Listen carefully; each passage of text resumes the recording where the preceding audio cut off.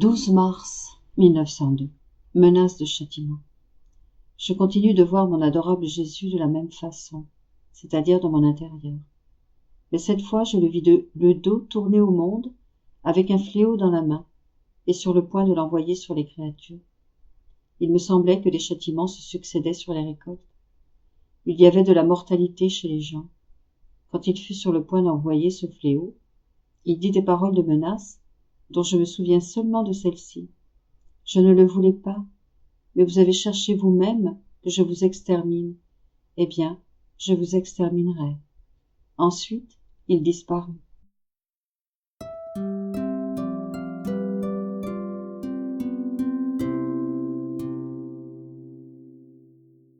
« 12 mars 1903. Louisa se plaint, et Jésus lui parle de sa vie et de l'Eucharistie. Me trouvant dans mon état habituel, je me voyais toute seule et abandonnée. Après m'être donné beaucoup de peine, Jésus se fit voir dans mon intérieur et je lui dis : « Ma douce vie, comment se fait-il que tu m'aies laissée seule ? Quand tu m'as placée dans cet état, tout n'a été qu'union, et tout n'a été fait que par entente mutuelle. Par une douce force, tu m'as attirée totalement à toi.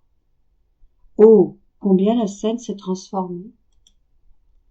Non seulement tu m'as abandonnée, non seulement tu n'as fait aucun effort avec moi pour me garder dans cet état, mais je suis contrainte à faire un effort continuel avec toi pour que tu ne me fasses pas sortir de cet état. Et cet effort est pour moi une mort continuelle. » Jésus répondit : « Ma fille, la même chose m'est arrivée quand dans le consistoire de la Très Sainte Trinité, on a décrété le mystère de l'incarnation pour sauver le genre humain. Moi, unie à la volonté des trois personnes divines, j'ai accepté et je me suis offert comme victime pour l'homme. Tout a été union entre les trois personnes divines et tout a été décidé selon une entente mutuelle. Mais quand je me suis mis à l'œuvre pour accomplir la mission, surtout quand je me suis trouvé dans l'ambiance de la souffrance et des opprobres, chargé de tous les crimes des créatures, je me suis trouvé seul et abandonné par tous, même par mon cher Père. Non seulement cela, mais chargé de toutes les souffrances, combien j'ai dû forcer le Tout-Puissant pour qu'il accepte mon sacrifice et me permette de continuer ce sacrifice pour le salut de tout le genre humain, présent et à venir. J'ai obtenu cela, et mon sacrifice dure encore. Mon effort est continuel, bien qu'il soit un grand effort d'amour. Veux-tu savoir où et comment se continue mon sacrifice ? Dans le sacrement de l'Eucharistie.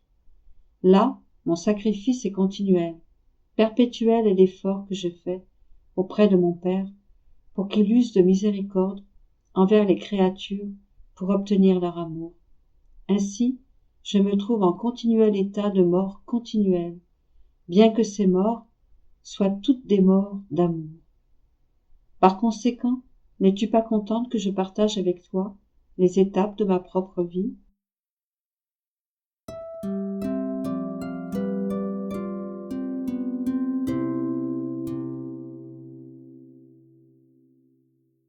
12 mars 1904.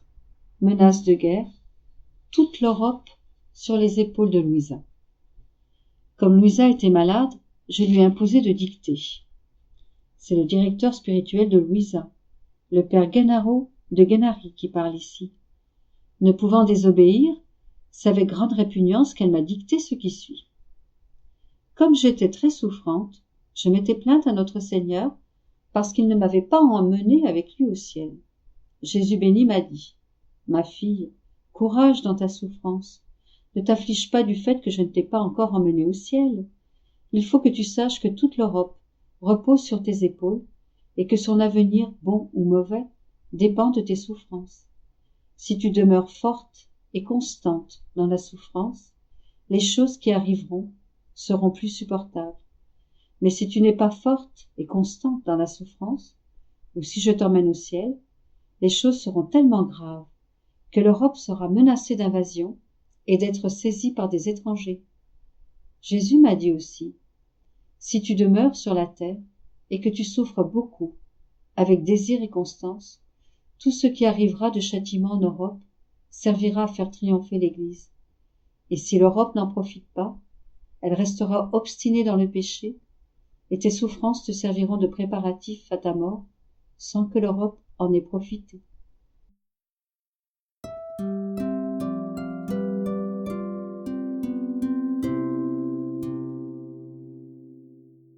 12 mars 1910. La divine volonté perfectionne l'amour, le modifie, l'astreint et le sanctifie. Je me trouvais dans mon état habituel, et le bon Jésus vint brièvement.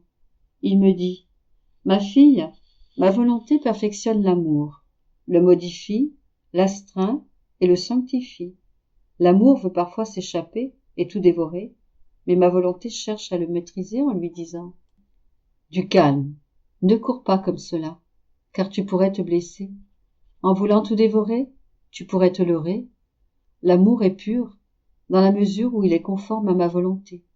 Les deux marchent de pair, et se donnent sans cesse le baiser de paix.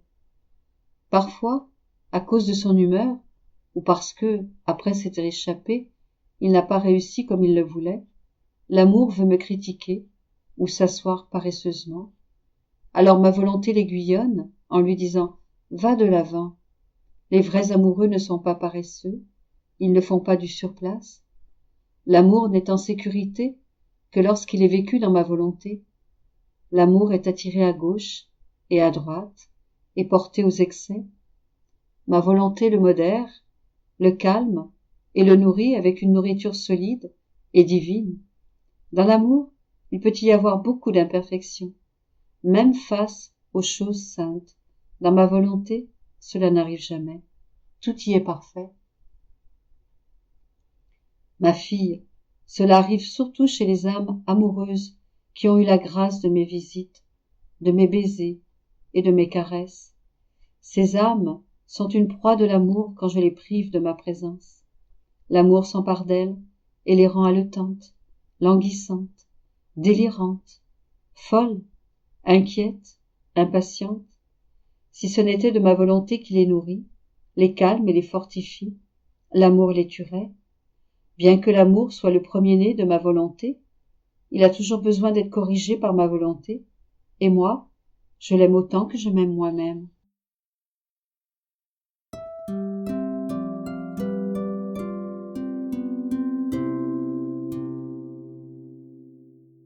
« 12 mars 1919. La surface terrestre est l'image de l'âme qui ne vit pas dans la divine volonté. J'étais dans mon pauvre état quand mon doux Jésus se présenta brièvement. Il me plaça tout près de son cœur et me dit: Ma fille, si la terre n'était pas mouvante et ne comportait pas de montagnes, elle jouirait beaucoup plus du soleil, puisqu'elle serait toujours au plein jour. Sa chaleur serait la même partout et ainsi elle serait plus féconde. Mais parce qu'elle est en motion continuelle et formée de lieux élevés et de lieux bas, elle ne reçoit pas uniformément la lumière et la chaleur du soleil. Une partie de son sol reste dans le noir à un moment, et une autre partie à un autre moment. Certaines parties reçoivent très peu de lumière. De nombreux terrains restent stériles à cause des montagnes qui empêchent la lumière et la chaleur de les pénétrer en profondeur. Et combien d'autres désavantages. Ma fille, l'âme qui ne vit pas dans ma volonté est à l'image de la surface terrestre. Ses actions humaines la maintiennent en mouvement continuel. Ses faiblesses, ses passions et ses défauts sont les montagnes et les enfoncements où se forment des antres du vice. Ces mouvements causent en elle des zones d'obscurité et de froideur. Seulement une petite quantité de lumière lui parvient, parce que les montagnes de ses passions la bloquent. Que de misère. Par contre, l'âme qui vit dans ma volonté demeure immobile. Ma volonté aplanit les montagnes de ses passions, de telle sorte qu'elle est complètement nivelée. Ainsi, le soleil de ma volonté brille sur elle comme il le veut.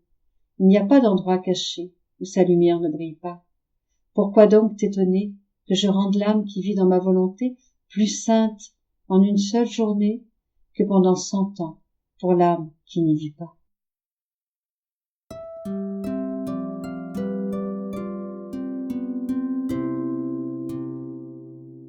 12 mars 1921. Jésus est le blé qui devient nourriture, et Louisa la paille qui habille et protège ce blé. Je me disais, ma reine maman fournissait le sang pour former l'humanité de Jésus qu'elle portait dans son sein, et moi, qu'est-ce que je dois fournir pour que la divine volonté se forme en moi? Mon aimable Jésus me dit, ma fille, tu seras la paille, permettant au blé qu'est ma volonté de se former. Je donnerai le blé de ma volonté comme nourriture à toutes les âmes qui voudront s'en nourrir. Tu seras la paille pour sa préservation. En entendant cela, j'ai dit, mon amour, mon rôle de servir de paille est disgracieux, parce que la paille est jetée et brûlée et n'a aucune valeur.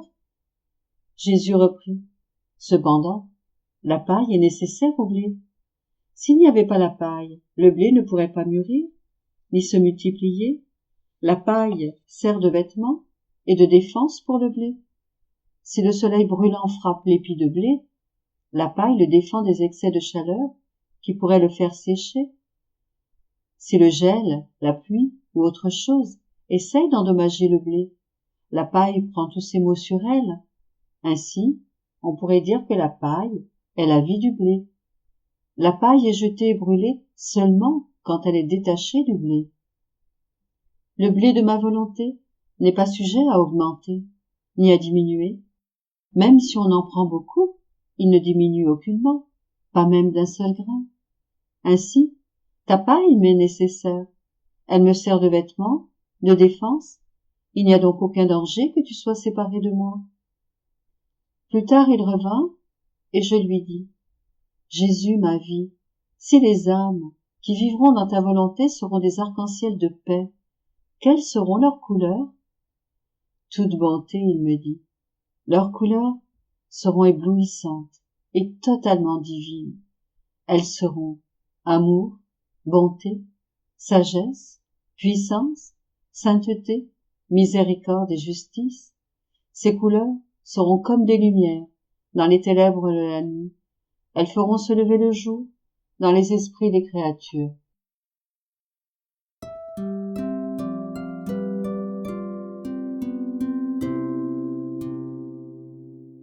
12 mars 1923.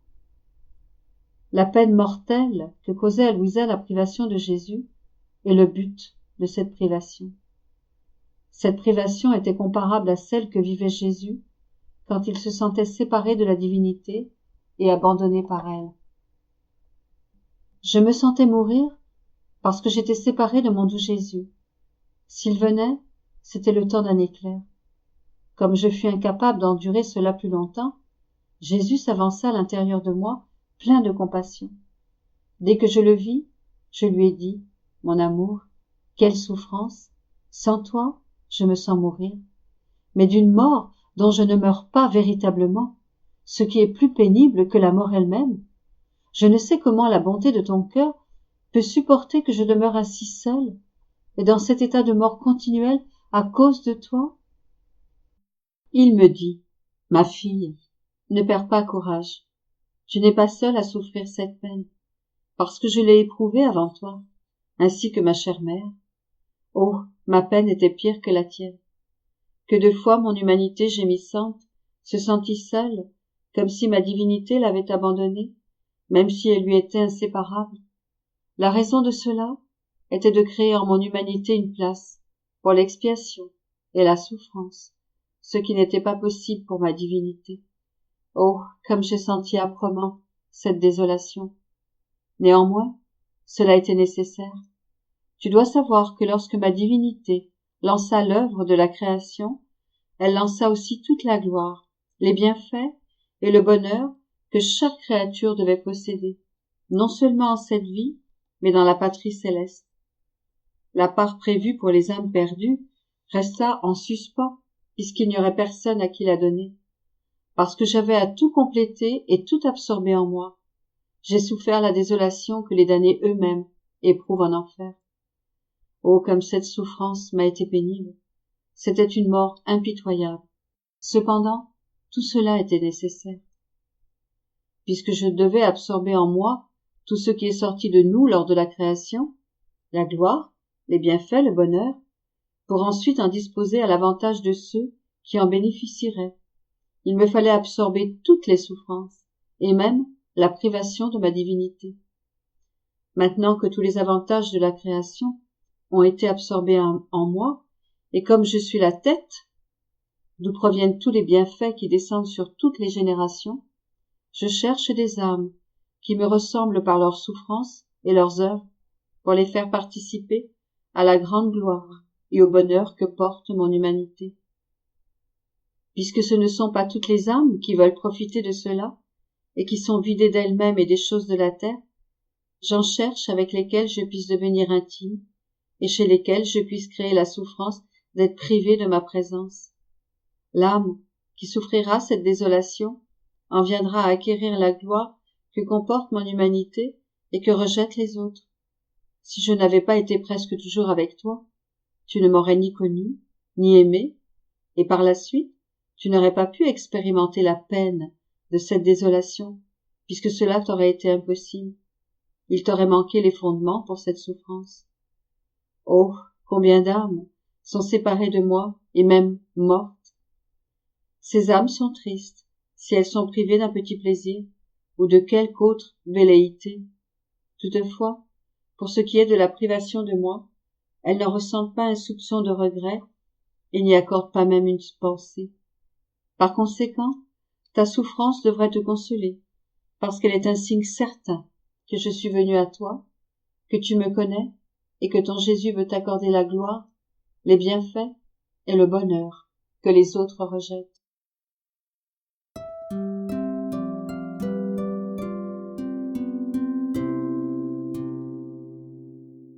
12 mars 1930. Dieu ne tient pas compte du temps, mais plutôt des actes que nous accomplissons.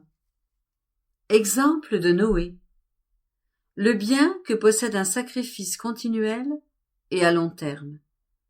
Chaque acte de la créature possède sa semence distincte. Mon envol dans le divin fiat continue. Mon pauvre esprit est incapable de ne pas faire le tour de ces actes innombrables. Je sens qu'une force suprême maintient mon esprit fixé sur les œuvres de mon Créateur. Et il tourne, et tourne, sans jamais se fatiguer. Et, ô combien de belles surprises il découvre, tantôt dans la création, tantôt dans la rédemption dont Jésus lui-même se fait le narrateur, et où, lorsque quelque chose me surprend, ce n'est rien d'autre qu'une plus grande invention de son amour. En faisant mes rondes, en Éden, et dans les temps, avant sa venue sur terre, je me disais, pourquoi Jésus a-t-il attendu si longtemps avant de venir racheter l'humanité? Se manifestant en moi, il me dit, ma fille, lorsque notre infinie sagesse doit donner un bien aux créatures, elle ne calcule pas le temps, mais les actes des créatures, car les jours et les années n'existent pas devant la divinité, uniquement un jour unique et éternel.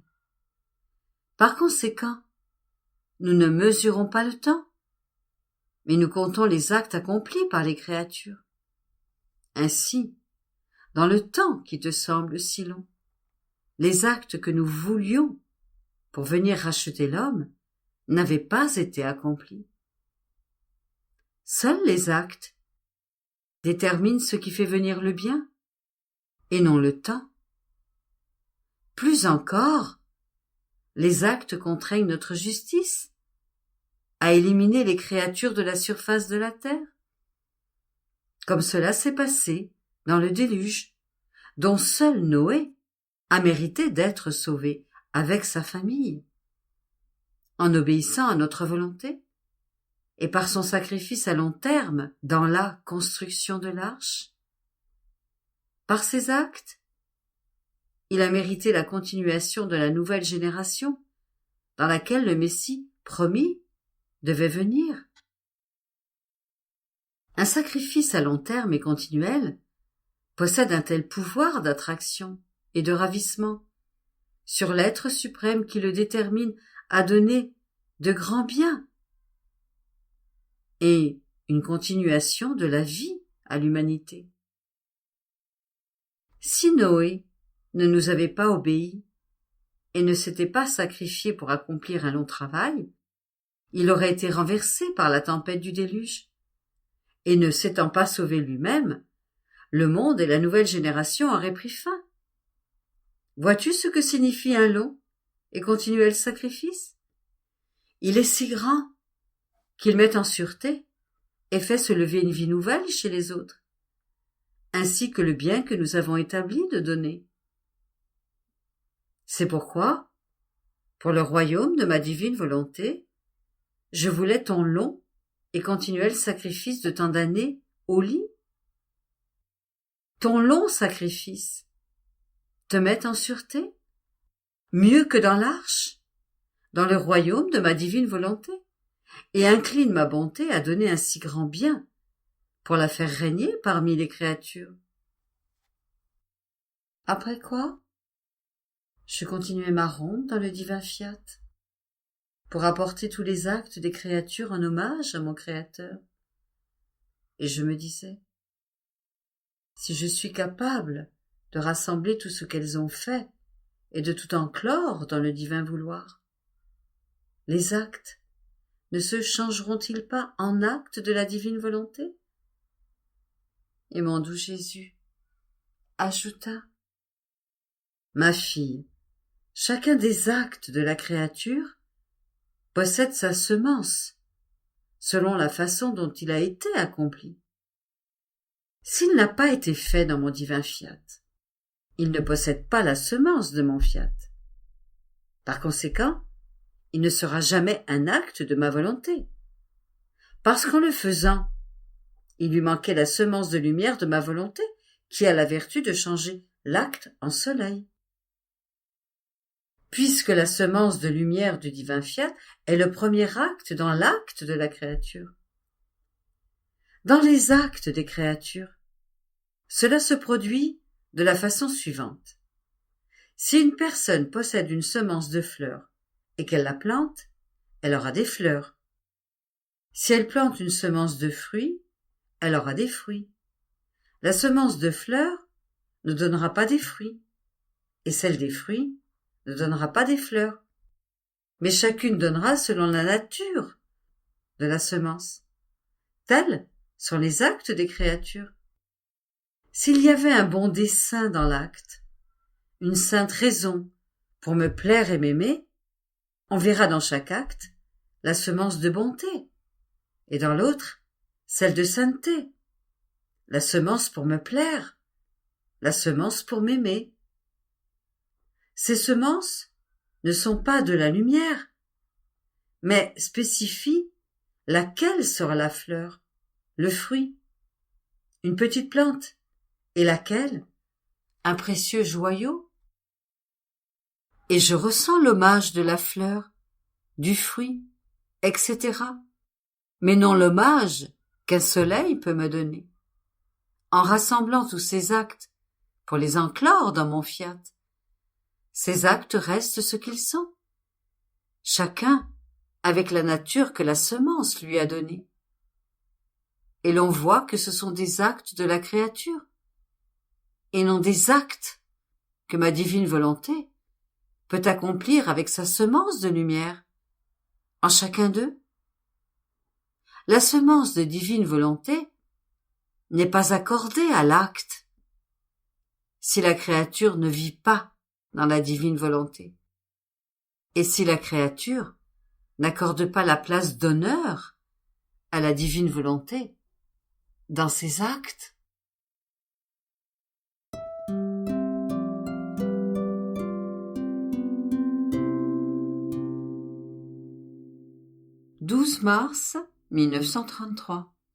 Comment les choses créées sont les haillons qui couvrent la divine volonté. Exemple du roi déguisé. Comment la création et la rédemption sont toujours en acte pour appeler les créatures à travailler ensemble.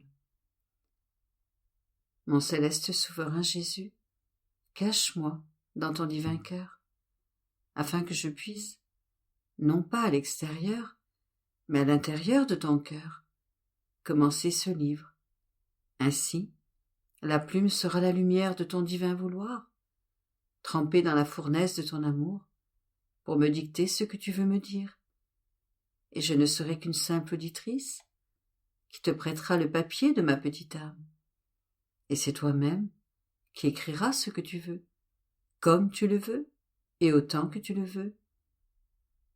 Mon aimable maître, ne me laisse rien écrire par moi-même, sinon je ferai 1000 bêtises. Et toi, ma reine souveraine, cache-moi sous ton manteau. Défends-moi contre tout, et ne me laisse jamais seule, afin que je puisse accomplir en toutes choses la divine volonté. Après quoi, je continuais à penser à l'adorable Fiat. Je me sentais entourée par toutes les choses créées, et chacune disait « Je suis la divine volonté, et ce que tu vois de nous extérieurement ne sont que les haillons qui la recouvrent. Mais en nous se trouve une vie active et palpitante, et combien nous nous sentons glorieuses et honorées de former le vêtement de la divine volonté. Le soleil forme pour elle un vêtement de lumière, le ciel un vêtement d'azur, les étoiles un vêtement d'or, la terre un vêtement de fleurs. Bref, toutes les choses avaient eu l'honneur de former le vêtement de la divine volonté, et tout en cœur se réjouissait.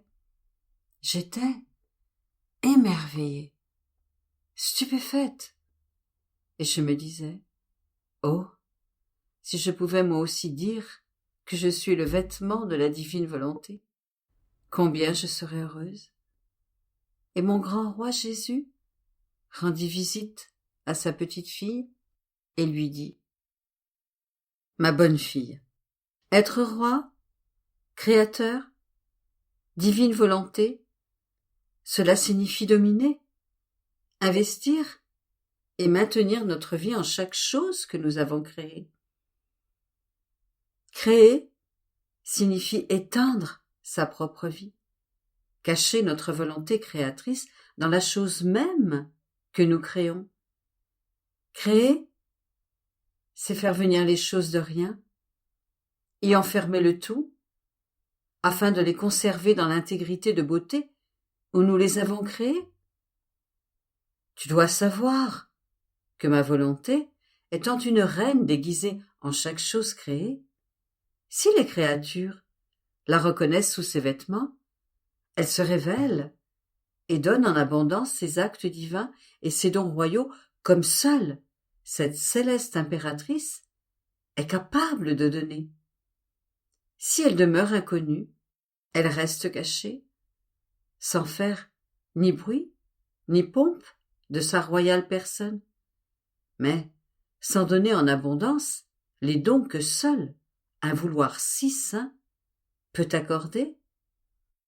Les créatures touchent ses vêtements, mais de mon fiat et de ses dons, elles ne savent et ne reçoivent rien, et mon fiat reste dans la tristesse de ne pas être reconnu, et le cauchemar de ne pas avoir fait ses dons divins, parce que sans le connaître, la créature n'a ni la capacité ni la volonté de recevoir ses dons royaux. J'agis comme un roi qui passe déguisé au milieu de ses sujets, et s'ils le remarquent, bien qu'il ne porte pas les vêtements royaux, ils le reconnaîtront à ses manières, à son visage, et viendront l'entourer pour lui rendre les honneurs dus à un roi.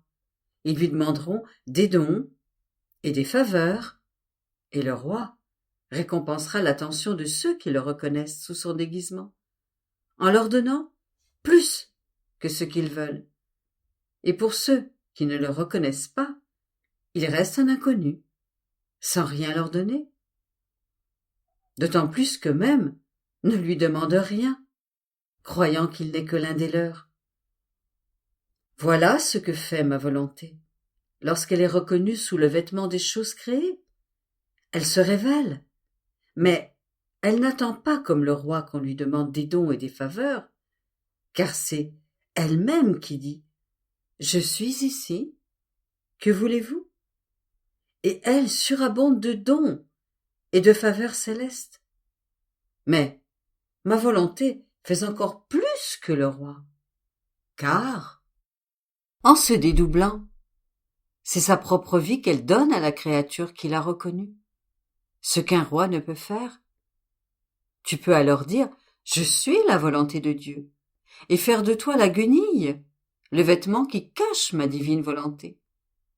Non seulement si tu la reconnais dans les choses créées, mais si tu la reconnais en toi-même, si tu lui accordes de régner dans tous tes actes, et si tu mets à son service tout ce que peut faire la guenille de ton être pour faire grandir sa vie en toi. Ma volonté te remplira alors à tel point qu'il ne restera de toi que les haillons qui te serviront seulement de couverture. Et toutes les choses créées seront plus heureuses parce que tu seras la guenille vivante, que tu partageras avec ma volonté ses joies, son bonheur et aussi ses infinies souffrances, car elle veut être la vie de toutes les créatures.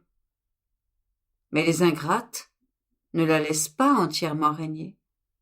Bref, vous vivrez toujours ensemble, et tu lui tiendras éternellement compagnie, en ne formant avec elle qu'une seule et même vie.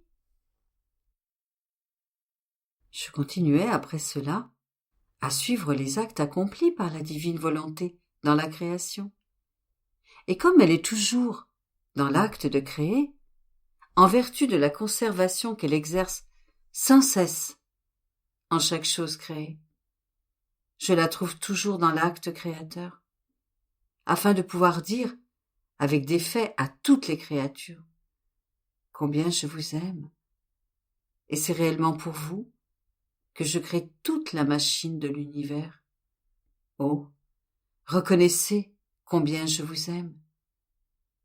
Mais ce qui m'a le plus étonné, c'était que le fiat éternel m'attendait, qu'il me voulait dans l'acte créateur, afin de pouvoir me dire « Viens dans mon acte, faisons ensemble ce que je fais. » Je me sentais confuse, et mon éternel amour Jésus me surprit en disant « Petite fille de mon vouloir, courage, pourquoi cette confusion? Dans ma volonté, il n'y a pas ce qui est tien et ce qui est mien. L'acte de l'un doit s'unir à l'acte de l'autre, pour n'en faire qu'un seul. Et lorsque la créature entre dans notre vouloir, elle demeure confirmée dans l'acte que mon fiat est en train de faire.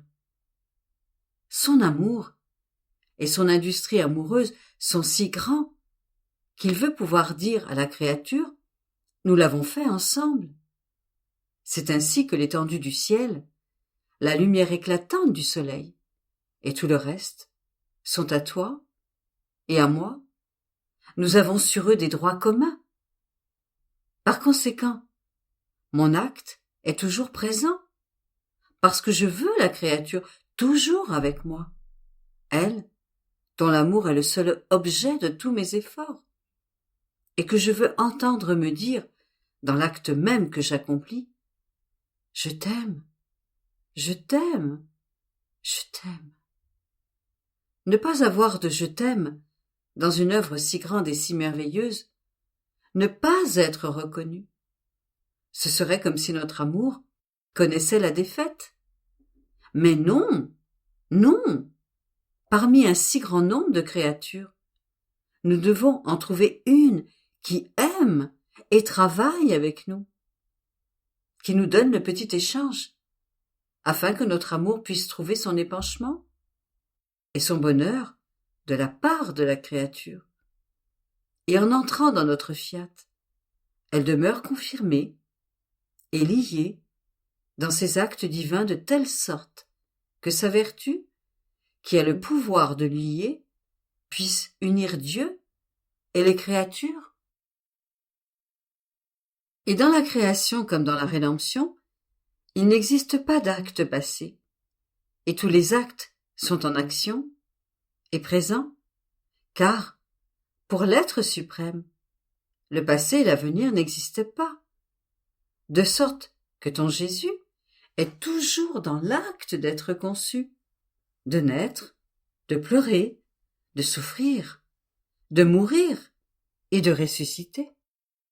Tous mes actes continuent d'assiéger chaque créature sans jamais s'arrêter, de la submerger d'amour, et afin d'épancher l'ardeur de mon amour, je lui redis « Vois, c'est uniquement pour toi que je descends du ciel, que je suis conçu et que je viens au monde.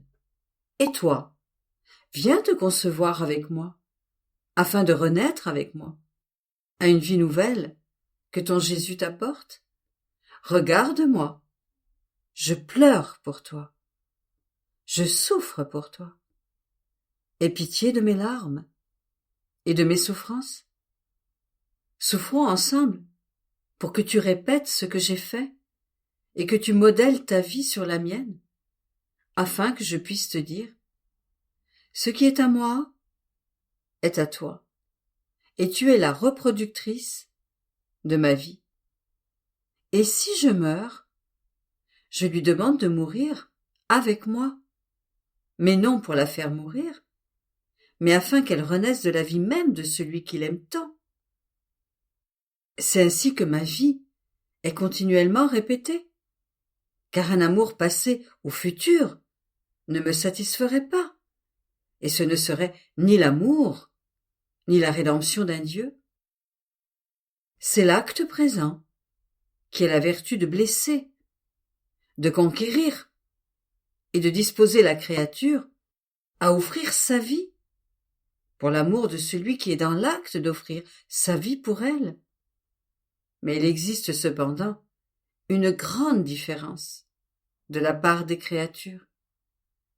Certaines m'écoutent et prennent comme un acte en action tout ce que nous avons fait, aussi bien dans la création que dans la rédemption. Elles forment leur vie avec nous et sentent couler dans leurs actes nos actes divins, et tout leur parle de Dieu. Par contre, d'autres les considèrent comme des choses du passé.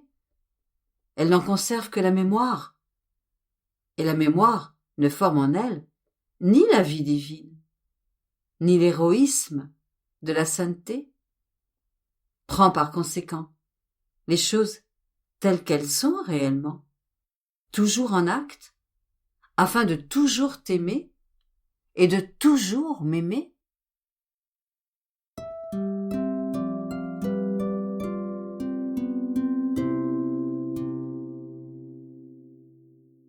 « 12 mars 1938. Comment Dieu aime et se prie lui-même pour donner le royaume de la divine volonté. La vie de celle qui vit en elle est formée en Dieu. Comment elle renaît continuellement. Semer les vies divines. Comment elle est accueillie et aimée par tous. Je me sens dans les bras du divin vouloir, qui exerce sur moi son pouvoir et se montre très attentif à investir toutes choses, même les plus petits riens, de sa vie et de sa lumière, afin d'enclore le tout dans ce petit rien. Quelle bonté, quel amour! Il semble vouloir à tout prix avoir quelque chose à faire avec la créature. Mais faire quoi? Donner, toujours donner. En donnant, il s'épanche. En donnant, il se sent opérationnel, faisant beaucoup de choses de lui-même. Des choses qu'il aime, le loue pour ce qu'il est réellement.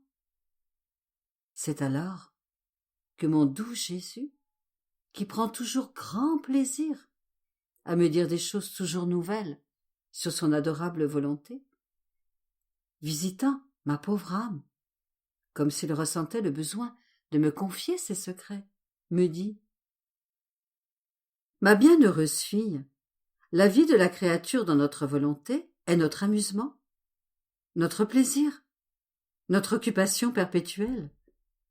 Tu dois savoir que lorsque la créature s'unit à notre vouloir et entre en lui, notre volonté embrasse la volonté humaine, et la volonté humaine embrasse notre volonté. Nous-mêmes, nous aimons, prions et demandons de nous-mêmes que notre volonté puisse régner dans les générations humaines. La créature disparaît dans notre mère divine, comme une petite goutte d'eau, et ce qui reste est notre prière qui veut revêtir toute chose de sa puissance, pour obtenir ce que nous avons demandé de nous-mêmes. Nous ne pouvons pas ne pas répondre à notre prière. Par conséquent, lorsque nous avons prié, nous nous mettons en marche, parcourant toutes les nations et tous les cœurs, pour voir si nous trouvons ne serait-ce qu'une petite disposition à vivre dans notre volonté. Nous prenons alors cette petite disposition dans nos mains créatrices. Nous la purifions, la sanctifions et l'embellissons, plaçant en elle le premier acte de notre volonté. Et nous attendons, afin de pouvoir placer le second acte, le troisième acte de la vie dans notre fiat, et ainsi de suite. Par conséquent, tout ce que la créature fait dans notre volonté est en réalité fait par nous-mêmes. Nous vous aimons, nous vous prions. On peut dire que nous nous engageons tout entier afin de donner ce que nous voulons. Et il est impossible de ne pas nous l'accorder à nous-mêmes. Vois-tu alors ce que signifie vivre dans notre volonté ? C'est l'imposition de la créature sur nous-mêmes, nous faisant faire ce qu'elle veut, nous faisant donner ce qu'elle veut que nous lui donnions. Après quoi, mon bien-aimé Jésus ajouta : « Ma fille, la vie de celle qui vit dans notre volonté est formée à l'intérieur de notre être divin. Elle est conçue, elle naît et renaît continuellement. Tout comme notre être divin est toujours dans l'acte de générer. De la même manière, elle est toujours dans l'acte de naître à nouveau. Elle renaît à un amour nouveau, à une sainteté et une beauté nouvelles. En renaissant, elle grandit et prend toujours de nous-mêmes. Ces naissances nouvelles sont sa plus grande fortune, et la nôtre également, parce que nous sentons que non seulement la créature vit en nous, mais qu'elle renaît également et grandit dans notre vie, étant renouvelée dans notre acte lui-même, qui est toujours nouveau. Et lorsqu'elle renaît, nous prenons plaisir à la regarder, parce qu'elle acquiert une beauté nouvelle, plus belle, plus attirante que la précédente. Mais va-t-elle en rester là ? Ah non ! D'autres beautés vont l'investir, sans s'arrêter jamais. Nombreuses, au point d'enchanter notre regard, de nous empêcher de la quitter, afin d'admirer en elle nos beautés infinies. Et nous aimons nos beautés, dont nous la revêtons sans cesse. En regardant cette créature sous la pluie de nos multiples beautés, notre amour ne veut pas être en retard. Il la fait renaître à chaque instant, dans notre amour, qui est toujours nouveau. Par conséquent, elle nous aime avec un amour toujours nouveau, un amour qui grandit toujours et ne s'arrête jamais. Qui pourra te dire ce qu'est la vie de cette créature formée en nous? C'est notre paradis, que nous formons en elle. En renaissant en nous, elle nous donne des joies toujours nouvelles et de nouvelles surprises de bonheur, parce qu'en renaissant, elle renaît dans notre puissance, sagesse, bonté et sainteté. Reconnaissant notre vie en elle, nous l'aimons comme nous nous aimons nous-mêmes. Comme elle renaît en nous bien des fois, nous lui donnons la vertu de pouvoir recevoir notre semence, afin de pouvoir semer en elle autant de vie divine que nous voulons. Et c'est alors qu'entre en jeu notre volonté.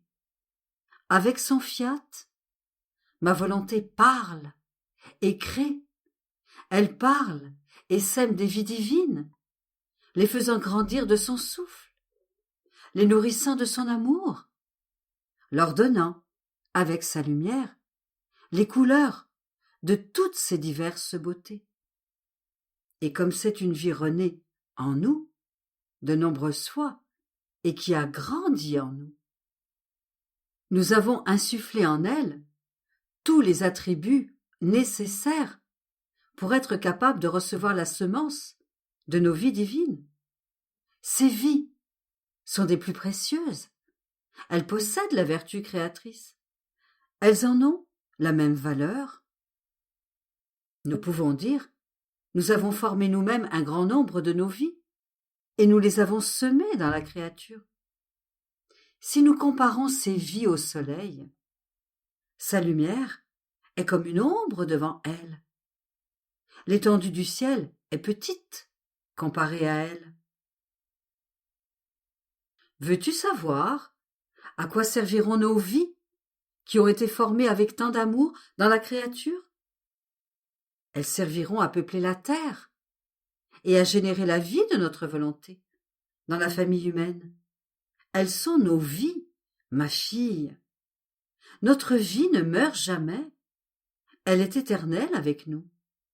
Par conséquent, toutes attendent de prendre possession des créatures afin de former avec elles une vie une. Et c'est également la cause, notre grande et divine raison pour laquelle nous avons parlé si longuement de notre divine volonté. Chaque parole que nous disons est une vie à laquelle nous donnons naissance. C'est une naissance que nous mettons au jour. Chaque parole que nous prononçons sur notre fiat est une vie que nous dévoilons, qui se met en communication avec les créatures. Chaque connaissance que nous manifestons porte notre baiser pour que la créature puisse former notre vie à chaque souffle. Et comme la vie est mouvement, chaleur, battement de cœur et souffle, nous devons également, par nécessité, ressentir en nous-mêmes cette vie qui est la nôtre.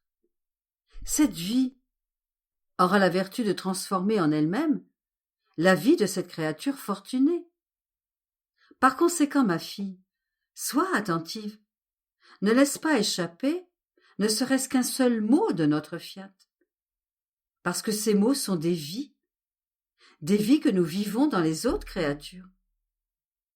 La valeur d'un seul amour sur notre fiat est si grande que la créature tout entière lui est ô combien inférieure.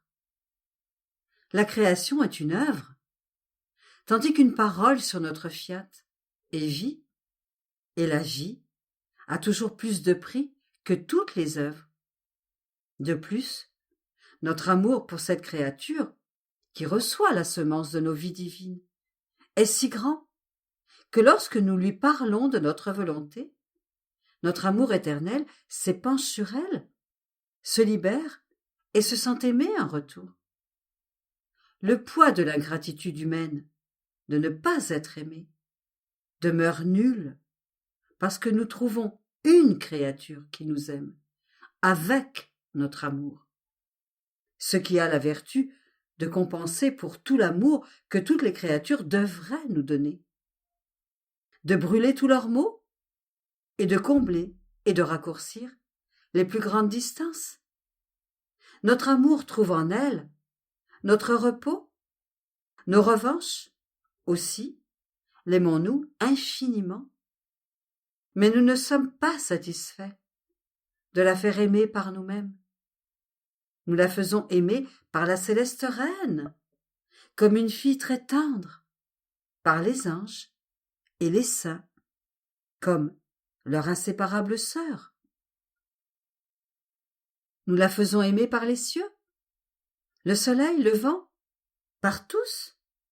Tous sentent en elle la force, la vertu de notre amour.